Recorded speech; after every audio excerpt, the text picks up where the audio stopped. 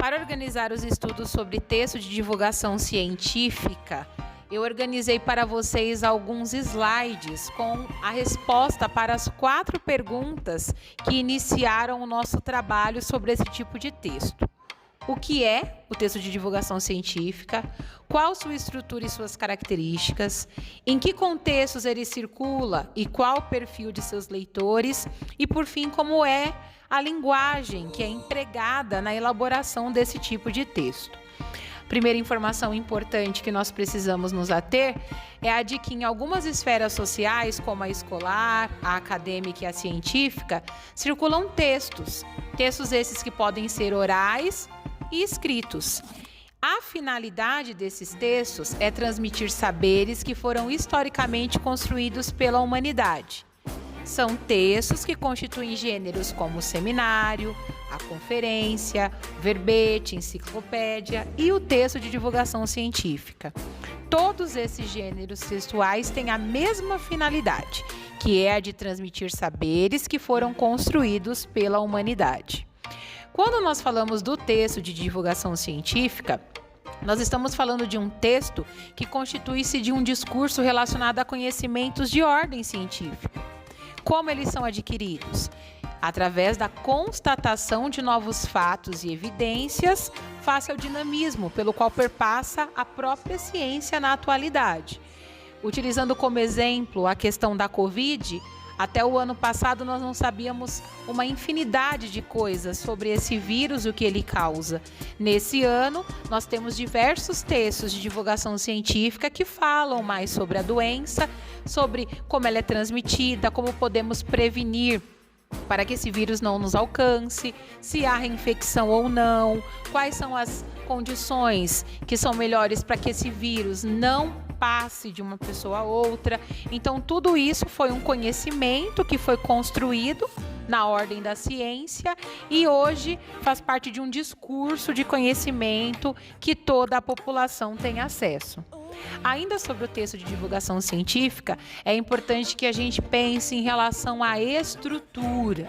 Então, não há um modelo, uma forma rígida em que um texto de divulgação científica deva ser escrito. Por quê? Esse texto ele vai depender muito do assunto do qual ele trata e dos fatores que envolvem esse texto quando a gente pensa na sua situação comunicativa. Então, o que nós precisamos atentar? Quem produz o texto, para que público esse texto está sendo feito, com que finalidade esse texto está sendo criado e qual o veículo de comunicação no qual esse texto será divulgado para os demais interessados nele. Porque um texto divulgado através de uma reportagem é diferente de um texto divulgado numa revista, que é diferente de um texto divulgado em um blog. Então, é muito importante que seja analisado quem produz, qual o público, qual a finalidade e qual o veículo de comunicação. Contudo, geralmente nos 2 primeiros parágrafos, a pessoa que produz esse texto vai falar sobre uma ideia principal. E nos outros parágrafos ele vai desenvolver essa ideia principal. De que forma? Através de exemplos, comparações, dados estatísticos, relação de causa e efeito. Por conta disso, a linguagem que vai ser utilizada precisa ser uma linguagem que é adequada ao padrão formal, prevalecendo a impessoalidade. Você não vai encontrar aqui a opinião do cientista. Tem que ser sempre um texto na ordem da impessoalidade. Ele vai passar o conhecimento sem tratar aquilo que ele pensa a respeito, que é o que aconteceria num texto de opinião, por exemplo. Quais são as principais características de um texto de divulgação científica? Primeiro, é um texto expositivo. Então, quando nós pensamos na tipologia textual, que nós já estudamos, nós temos os textos narrativos, descritivos, injuntivos, expositivos e argumentativos. O texto de divulgação científica se enquadra no texto expositivo. A sua finalidade sempre é transmitir o conhecimento de uma natureza científica para um público mais amplo.